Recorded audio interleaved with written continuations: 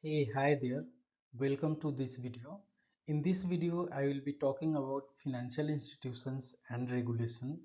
So let's start with the video. All right. So what is financial institution? So let's start from the basics here. A financial institution is simply an organization, okay, that deals with money. So it can be taking money like deposits. It can be for giving money to borrowers like loans. It can be managing money like investments, or it can be protecting some money like insurance does. Okay. So in short, they are the bridge between people who have money. So they are the bridge between people who have money and people who need money.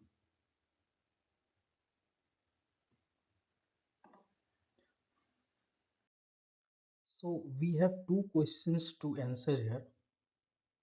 Okay, the first one is why do financial institutions exist, and the second is how do financial institutions work. Okay, so let's imagine this. Imagine this. You have some rupees 100,000 or 1 lakh. Okay, this is sitting idle with you. Now there is someone, let's say there is someone who need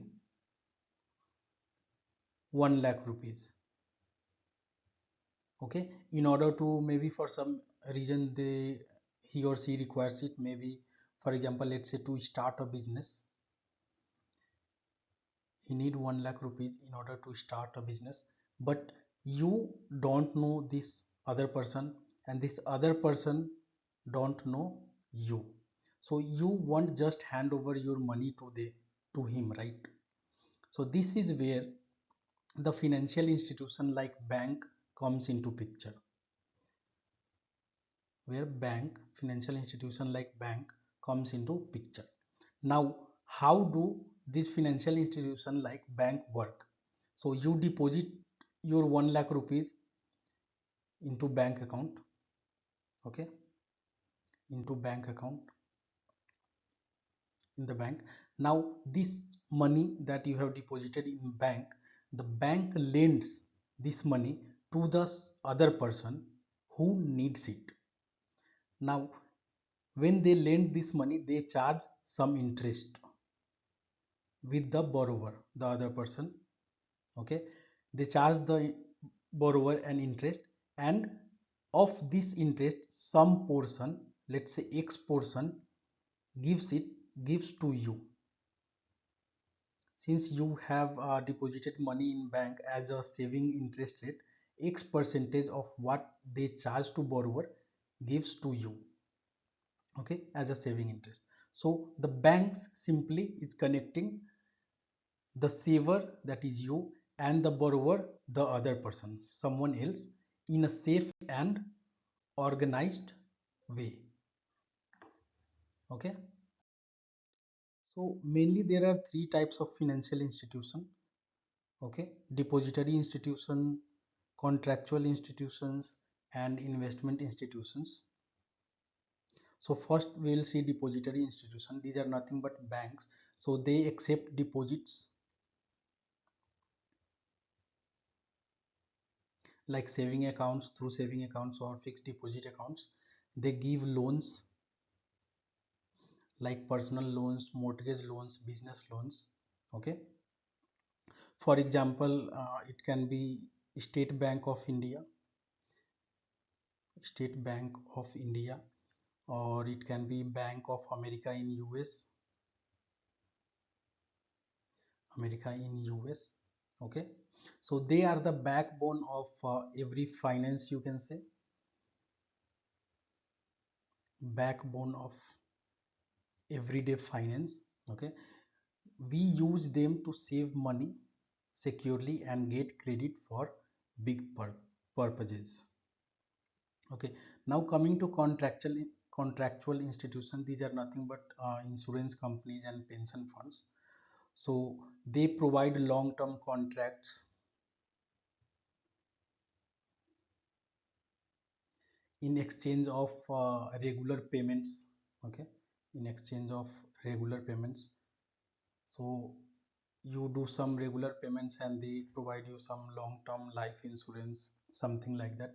You pay them monthly or annually, for example, to insurance companies, and in return they promise to pay if something bad happens, like accident or any health issues, some fires. Okay, so they insure those kind of incidents. They give you money at that time. For example, you pay rupees 12,000 per year for health insurance, 12,000 per year for health insurance. Okay, when you have a hospital bill of for example, let's say 2 lakh. Okay, now your insurer covers most of it, 90% or 95%. Some insurer also covers 100%.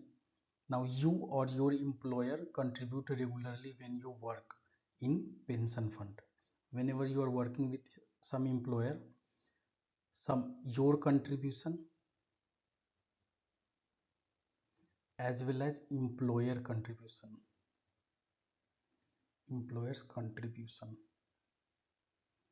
goes into pension funds, your pension fund. Okay, and they invest this money. Money basically promise, I mean, pension funds basically promise to pay you a monthly pension when you retire, or maybe a lump sum amount. Okay, for example, EPFO in India collects contributions from millions of workers and pays out retirement income when you retire at the age of 60. Now these institutions help smooth big life risk, like accidents, some old age expenses, etc. These are contractual institutions. Now coming to investment institutions. Okay, so they pull from many investors. They pull money, like mutual funds,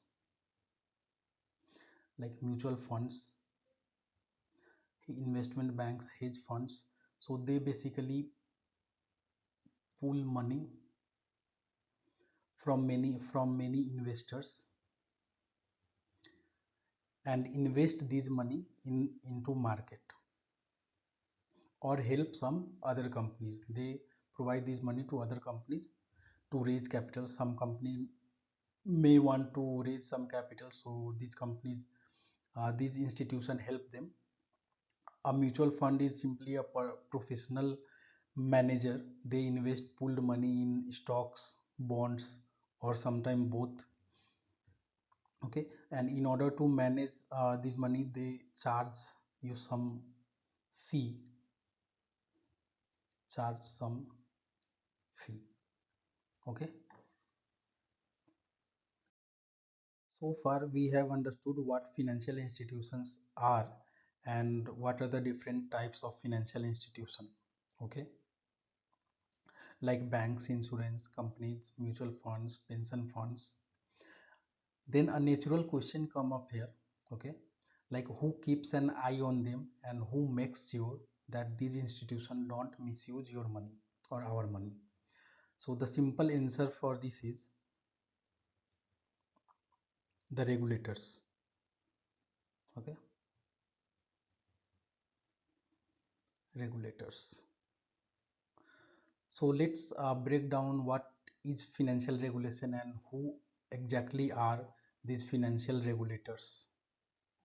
So what exactly is financial regulation? Okay, so picture a city.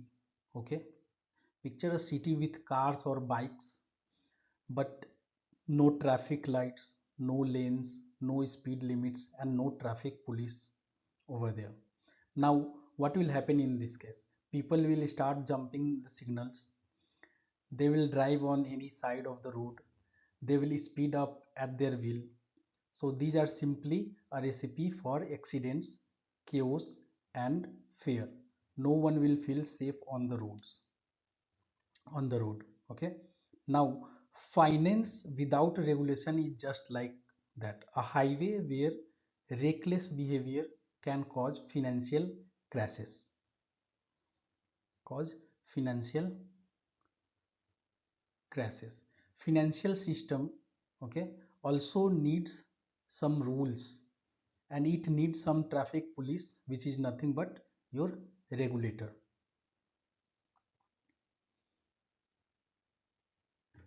In order to set up rules and enforce those rules on financial institution. So if I talk in simple words, regulation in finance means setting up the rules, okay, that the financial institution must follow, and having authorities. These regulators have authorities to enforce those rules on financial institution. But why do we need regulation is the question that can come up in mind. Okay. So whether you are a small saver, an investor, a pension fund holder, or a borrower, your money is at stake. Okay. Your money is always at stake, irrespective of whatever consumer you are, be it investor, be it pension holder or borrower or a small saver. Okay. So regulation makes sure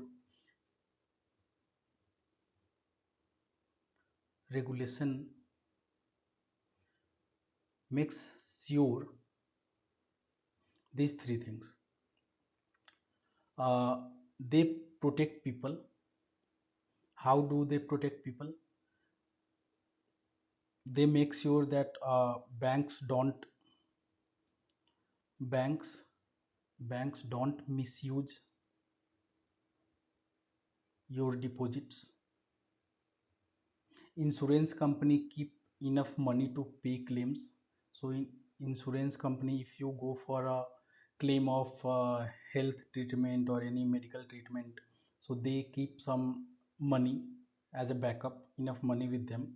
Investment firms, they don't make any false promises like they will give you x number of returns, 10%, 12%, or 15%. Lenders treat borrowers fairly. Okay. So when any borrower goes to bank, the banks treat them very fairly. This is what a regulator makes sure of. They also make sure to prevent crisis. Regulation is needed to prevent crisis. So bad practices by a few big institutions can trigger panic across the system. Okay. Just like if you can remember or you are aware of what happened in 2008, the global financial crisis.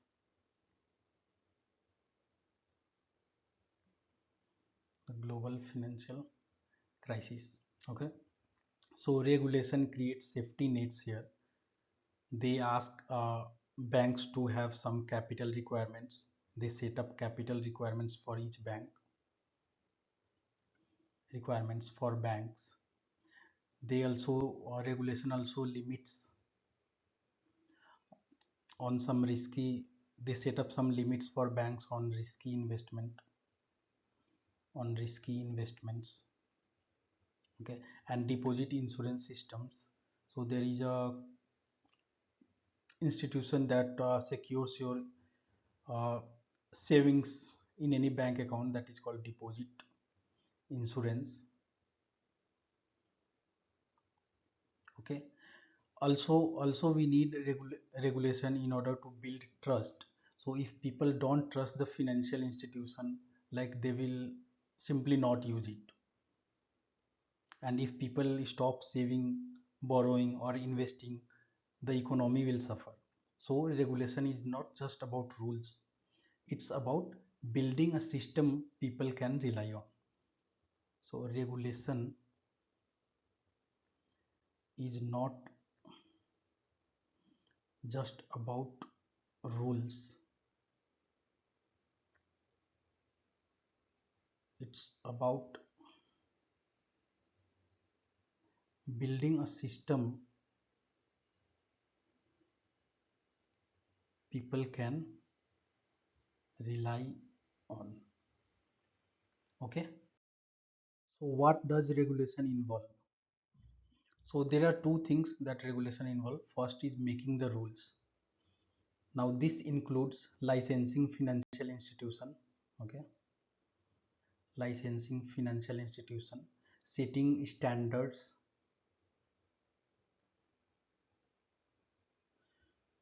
like how much capital to keep banks or any financial institutions should keep, what kind of products to offer, creating codes of consumer protection so that consumers are protected.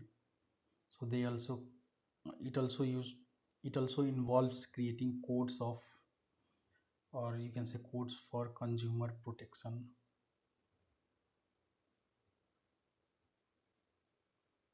Regulation also involves enforcing the rules. Okay. So regular audits or inspection of financial institution.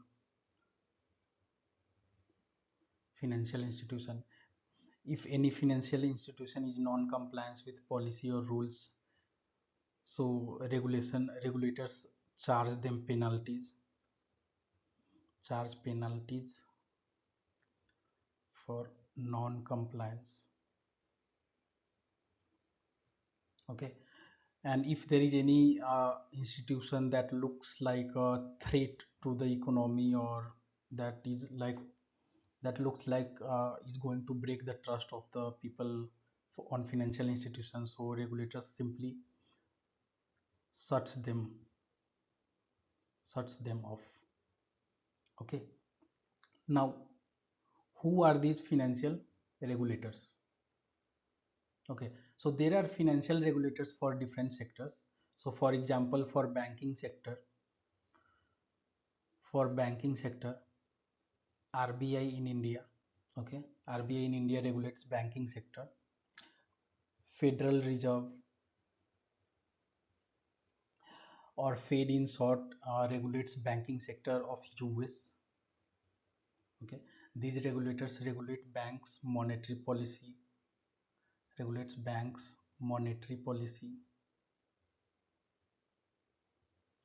and payment system.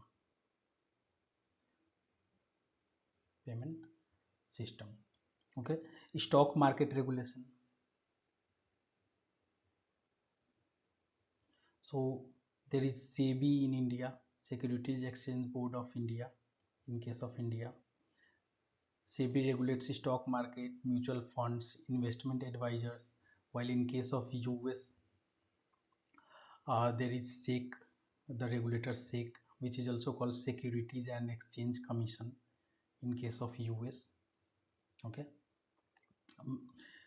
There is an institution called BIS. This is nothing but Bank for International Settlements. Okay, so they set global banking rules. Global banking rules.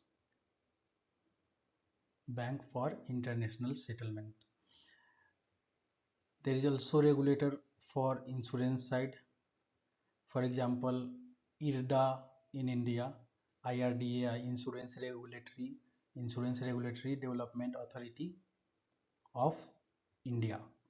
So they regulates and oversees insurance companies.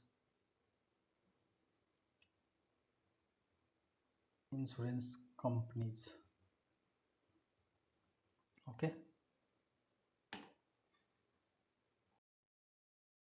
Imagine this. So you put your life savings in a bank, and one day you hear that the bank collapses. So your entire life saving is gone in one day. So without regulation, you will lose everything that you have earned in your entire life. But with deposit insurance and strong oversight by regulator, okay, you are safe here. You are safe here up to rupees 5 lakh, to rupees 5 lakh in India. Okay, for this you need to thank to DICGC, DICGC, Depository Insurance Credit Guarantee Corporation. This institution is backed by RBI, that is Reserve Bank of India. Okay, so this is how regulation turns trust into certainty. All right, so that's all for this video. Thank you and happy learning.